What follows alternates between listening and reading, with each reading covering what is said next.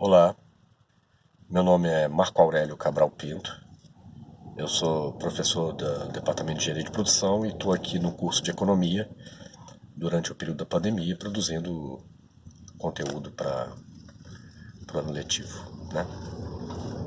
Então eu me dirijo a vocês, meus alunos, e a nossa conversa do dia de hoje é uma conversa ainda sobre a questão do equilíbrio geral e das fragilidades teóricas que a gente encontra no modelo, né?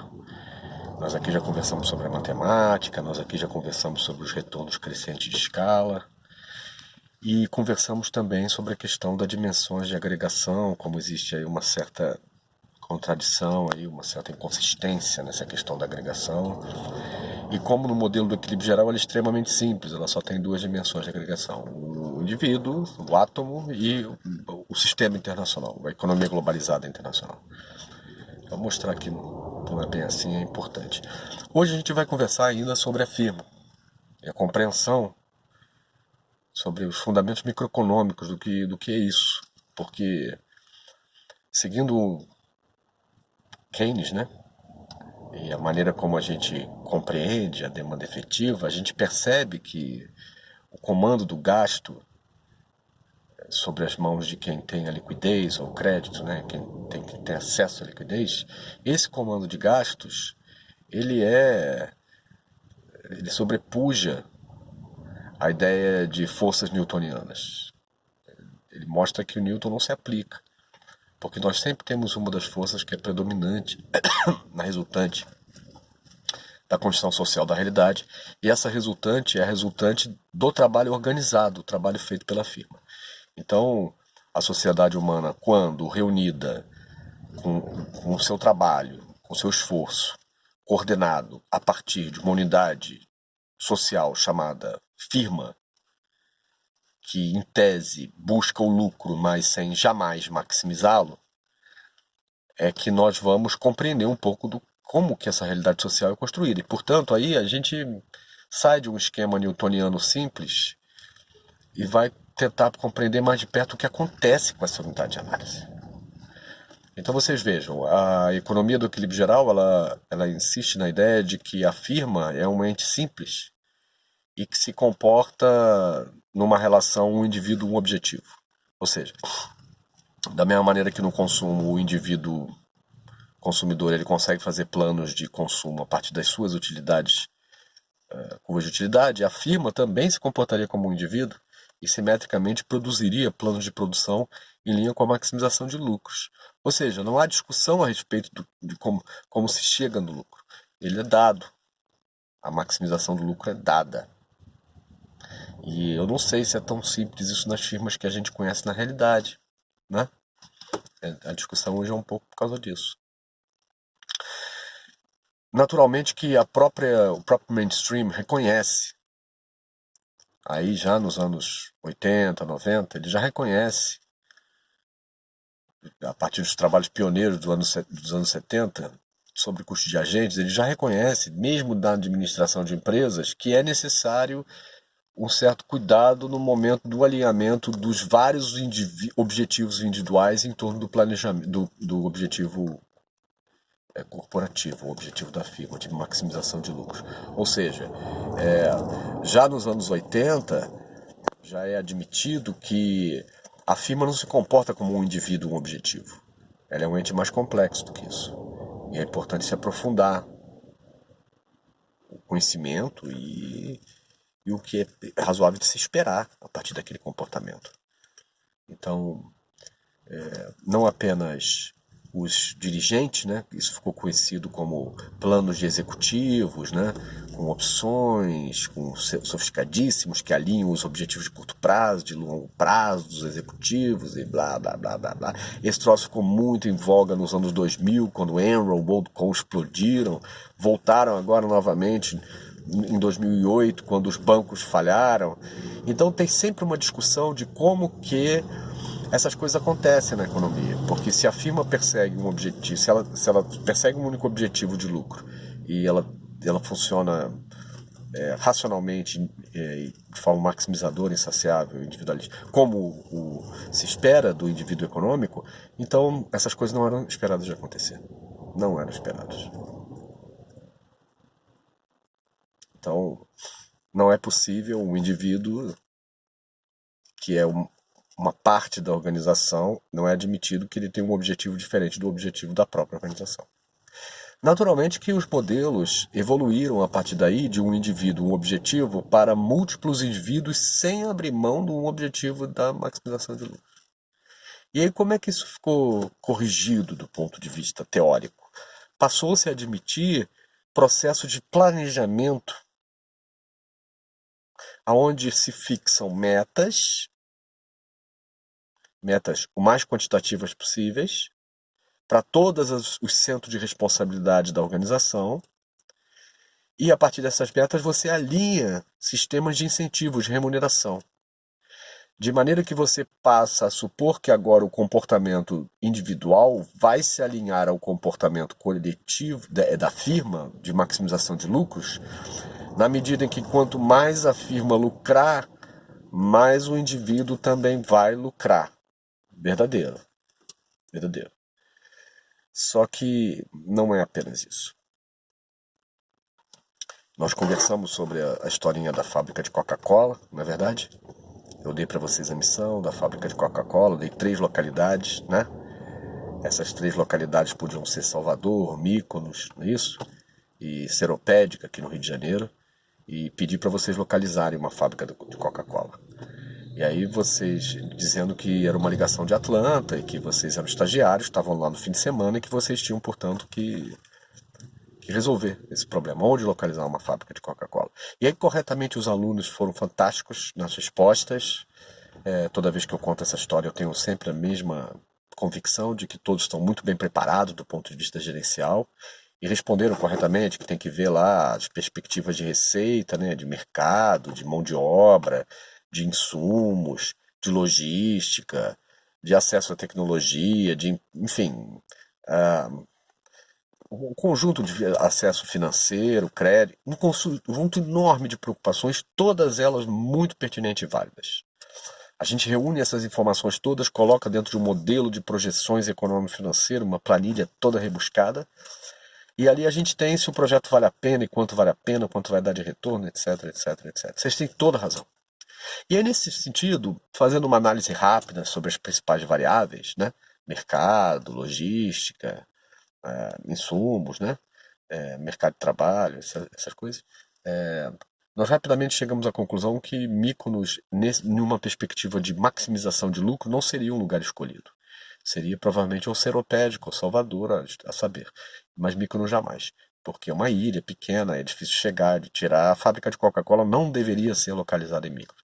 Mas eu argumentava na época de que se eu fosse responsável pelo estudo, e esse é um comportamento esperado, eu provavelmente tinha expectativas de ascender hierarquicamente a partir dos resultados que eu tivesse daquele trabalho. Isso faria com que eu também alimentasse expectativas e objetivos que eu percebesse como alcançáveis. Portanto, eu iria desenvolver estratégias em torno disso para eu me tornar o próximo diretor daquela fábrica. Ou pelo menos estar no time lá que tivesse na implantação e depois na administração daquela produção. Essa é a minha expectativa. Porque isso ia demorar um bom tempo suficiente para me formar e já me colocar lá. E assim, de boa, eu argumentei. Eu não gostaria de morar em Seropédica. Salvador é legal, mas não é tão bom quanto Mykonos. Eu ficaria alguns anos em Mykonos. E aí me perguntam, professor, as pessoas vão descobrir que Mykonos não é a melhor localidade para uma fábrica da Coca-Cola. Como é que você vai enganar as pessoas? Eu vou falar, olha, eu vou empurrar o barco, as pessoas aceitam histórias absurdas e desde que bem contadas, esse é o mundo real, e muito provavelmente aí ia demorar 2, 3 anos aí de resultados ruins, e eu sempre justificando, até que as pessoas se tocassem de que eu era uma pessoa que não estava ali zelando pelos negócios da empresa. E eu me botar na rua, claro. E aí os meus alunos me perguntam, mas você não tem medo disso? Eu falo, claro que não, eu vou trabalhar no concorrente.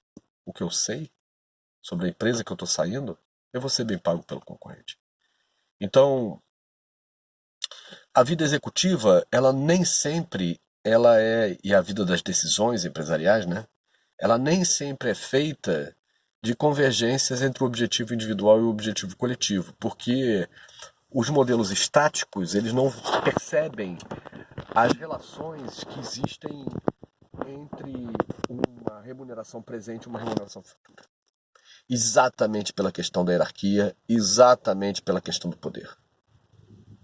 Então os jogos organizacionais, eles são jogados dentro de uma complexidade muito superior àquela que pode supor o vil planejamento do mainstream neoliberal. O planejamento está longe de responder isso. O Mintzberg tem um livro muito bacana, muito interessante, que ele discute o planejamento estratégico das empresas. The Rise and Fall of Strategic Planning. É um livro já daquela época em que ele percebia que esse modelo múltiplos indivíduos, um objetivo, não daria conta das organizações. Não explica e nem te orienta sobre o que você deve fazer. Então essa questão fundamental, ela é pouco compreendida. É muito mais fácil os homens de negócio compreenderem o que eu estou dizendo do que os professores na academia.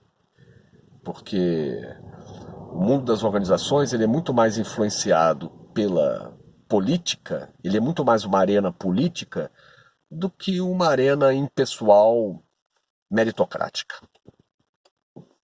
E o resultado depende muito mais da forma como nós podemos convencer os demais sobre aquilo que é certo, sobre o que de fato será certo. Porque o que é certo e o errado depende daquilo que todos fizermos. Então as relações circulares de determinação que passam a existir entre a esfera mental e a esfera das narrativas, dos embates e do que vai por dentro das cabeças, e a realidade, existe um lag, existe um espaço de tempo, um lapso de tempo que corresponde à inércia da história. Quanto tempo a história demora para discorrer sobre aquilo? Quer dizer, uma fábrica que acabou de ser construída em qualquer lugar, ela não vai ser avaliada em 1, 2 anos de funcionamento, ela vai ser avaliada em 5 anos de funcionamento. Vocês percebem? Então existem inércias históricas. Ah, mas o mercado de capitais é todo dia, professor. Sim, o mercado de capitais é todo dia, mas lá não tem narrativa. As narrativas não colam. Lá você fala algo como parte da propaganda necessária a manter aquilo de pé.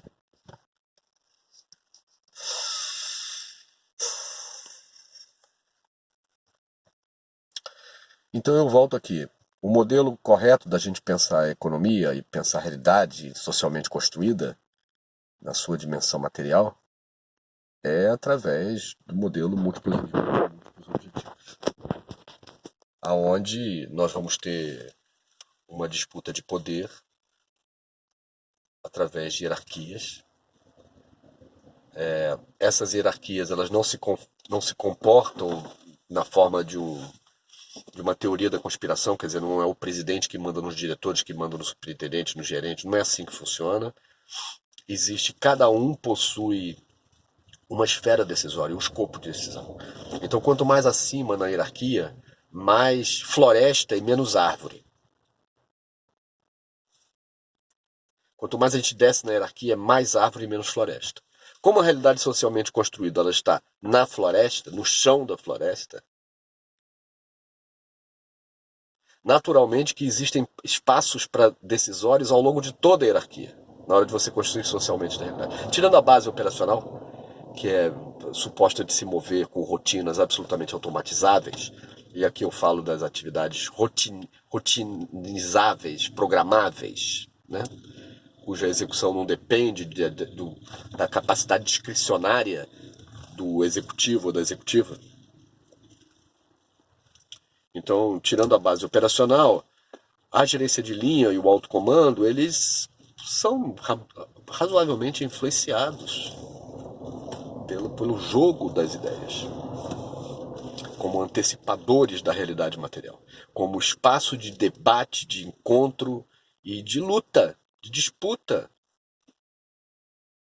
Então, quando o tijolo chega a ser colocado numa obra, é porque todas essas disputas já foram resolvidas, já houve resultantes ao longo da história. Então a ideia de se trabalhar com o modelo múltiplos indivíduos, múltiplos objetivos, a gente passa a se preocupar mais com as resultantes. As resultantes do processo de construção social da realidade cuja dinâmica é hierarquizada.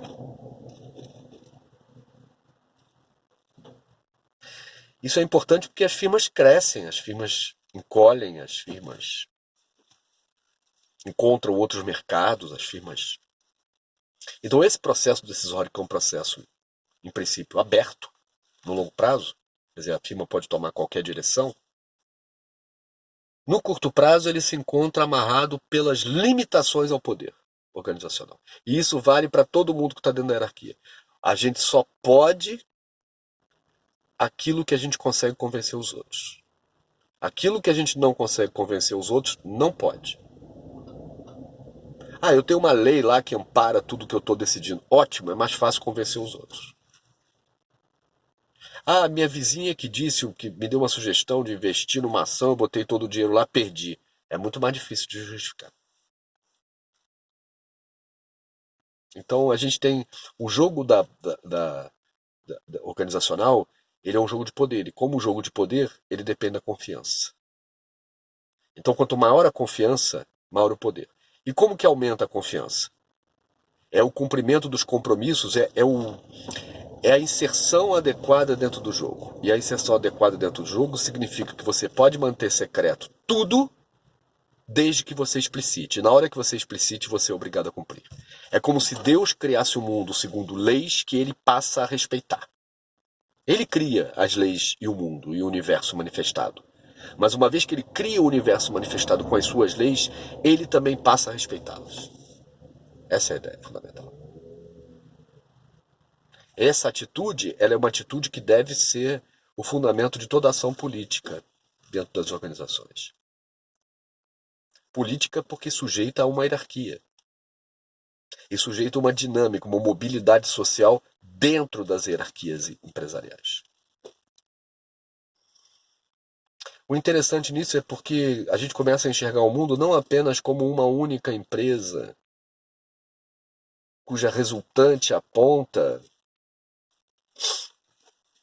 para determinadas direções, evidentemente. Uma fábrica de Coca-Cola não vai produzir cheeseburger, não vai produzir tapetes persas. Mas existem grandes e inúmeras outras possibilidades e variantes, como no xadrez, né? De uma dada abertura ou de um determinado movimento. Uma variante. Então, quando a gente olha, as resultantes elas são variantes em torno de temas que os acionistas esperam escutar depois. Que aprovam e esperam escutar. Acompanhar. Então, a vida das empresas ela é muito mais bem investigada por Weber do que pelo modelo do equilíbrio geral. Weber ele é como muita gente fala, ele parece um discípulo do Marx mesmo, porque o Marx, de fato, ele não explora essa dimensão microeconômica, mas ele tem muita convergência com a visão da complexidade que Marx traz para a economia e para a construção social da realidade. E o Weber vai colocando, pouco a pouco, tijolo sobre tijolo, pedra sobre pedra, definição após definição, ele vai situando e definindo exatamente o vocabulário necessário para a gente compreender o que acontece dentro de uma organização.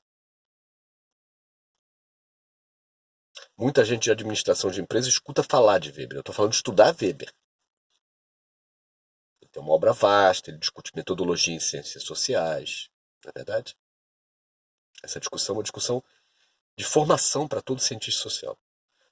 Eu respeito muito os cientistas sociais que tiveram uma formação weberiana, porque passaram por uma discussão de metodologia em ciências sociais, que poucos passam. E ao mesmo tempo nós temos um farol apontado para a compreensão de uma realidade, um aspecto importante da realidade que nos cerca, que é a cozinha, né, o ambiente aonde se tomam as decisões que vão construir socialmente a realidade. E aqui tem uma questão interessante, que é quanto mais a gente se ergue na hierarquia, quanto mais a gente sobe dentro das hierarquias organizacionais, mais no longo prazo se volta o escopo da decisão. Então, se eu ocupo uma diretoria da Petrobras, eu participo de decisões relacionadas a expansões de poços, fusões, aquisições, nesse momento mais venda, né, e descomissionamento do que qualquer outra coisa. Então, essas decisões elas são tomadas num ambiente elevado da organização. O impacto dessas e o efeito, o resultado dessas decisões se volta para o longo prazo. Então a gente tem aí como efeito de longo prazo por exemplo, eu cito como exemplo aí, nós não estaríamos na UF nesse momento estudando e sendo parte de uma entidade física que lá está em Niterói. Nós não seríamos parte desse corpo se não houvesse tomado uma decisão lá atrás, nos anos 70, de criar a Universidade Pública Brasileira. E aí resolveram, tomaram a decisão de separar recursos para construir um prédio. Aí teve toda uma discussão de aonde ia ser esse prédio. Vocês entendem? Até o dia que decidiram, vamos fazer, nesse dia vamos fazer, aí é botar os tijolinhos. Mas o processo de construção social da realidade começou muito antes disso. E talvez a sua parte mais relevante já tenha discorrido ao longo das organizações. É como se o processo decisório ele fosse sendo purificado, purificado é muito forte, mas vai filtrado ou aprimorado ao longo das organizações, ou detalhado ao longo das organizações. Cada um separando de acordo com os seus interesses pessoais uma variante de outra variante. Então vocês percebem que o quanto mais a gente sobe no mundo das organizações em relação à sua hierarquia, mais a gente está falando sobre envoltórias e menos sobre trajetórias. É por isso que não existe teoria da conspiração. Porque quando nós estamos falando sobre envoltórias, nós não podemos estar falando sobre trajetórias. Existe um conflito aí de quem pensa e fala. E esse conflito se dá por você não entender direitinho como que as coisas se encaixam, né? Então, por definição, quando a gente ascende na hierarquia, vamos dizer, o Departamento de Estado norte-americano decidiu pelo assassinato de não sei o quê. Não, não é assim que as coisas funcionam. Lá se tomam decisões de alta monta, pode até se tomar uma decisão, olha, esse cara aí tem que ser, um dia vai ter que sumir e tal, mas essa coisa vai descendo nas hierarquias. Não é um processo de uma pessoa. É uma resultante. Vocês entendem? E é essa resultante que constrói socialmente a realidade. E eu queria que vocês entendessem também que não é possível teoria da conspiração sobre isso. Agora, isso não quer dizer que não existam conspiradores. E, portanto, a gente também vai assumir que nesse mundo das organizações que nós estamos escrevendo, cada parte usa todos os meios ao seu alcance para ascender na hierarquia, em detrimento, porque é um espaço a ser ocupado, é uma relação de subordinação, em detrimento dos demais. E como é que isso se encaixa? Se encaixa assim, se eu sou o diretor da Petrobras e tomo direção dessa magnitude, vamos agora imaginar um outro dono de uma empresa, eu sou agora dono de uma empresa, um outro exemplo, aonde eu fabrico bombas caríssimas, cheias de tecnologia para a Petrobras, bombas de óleo para a Petrobras, bombas caríssimas, a Petrobras compra. Eu quando vou vender, vou conversar, quando tiver algum problema com o meu cliente Petrobras, eu não falo com o diretor da Petrobras lá em cima. Eu falo com o cara lá embaixo. Provavelmente um gerente, um técnico que está responsável pelo processo de licitação de bombas. Então o meu encaixe no jogo organizacional é um encaixe cujo nível hierárquico é o nível hierárquico daquele cara ali. É esse o jogo que eu jogo. Eu jogo um jogo com ele, com meus concorrentes, jogo um jogo com outras companhias. Vocês entenderam? Com outros clientes.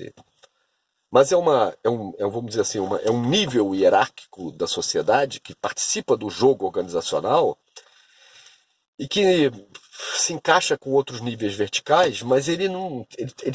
Cada nível corresponde a um escopo de decisão.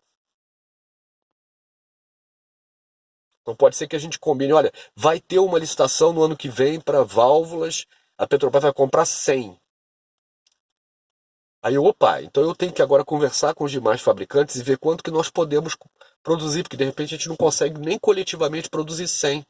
Então a gente tem que combinar como é que nós aqui vamos investir em capacidade para produzir a indústria nacional, produzir as 100. A gente tem que conversar.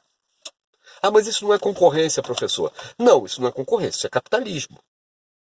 Isso é construção social da realidade num contexto capitalista.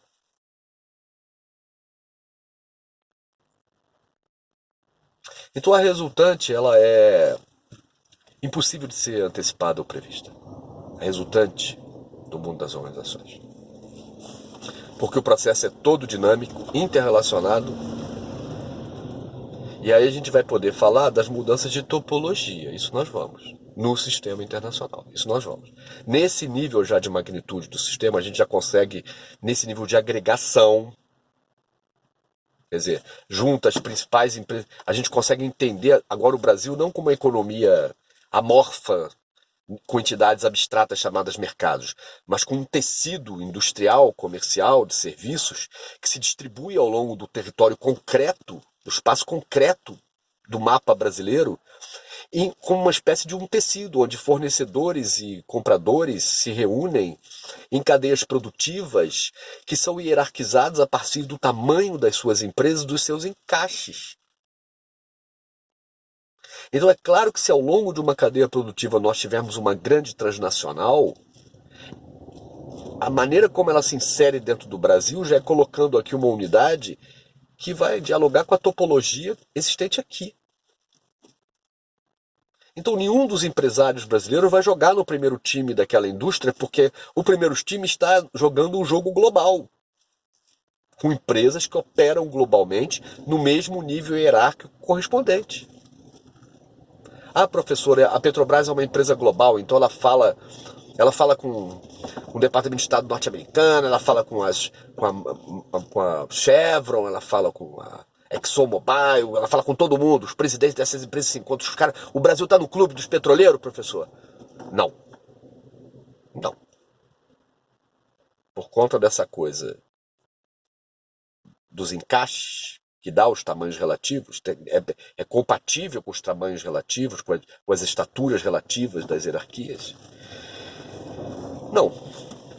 Provavelmente o presidente da Petrobras fala com o diretor da América Latina dessas empresas.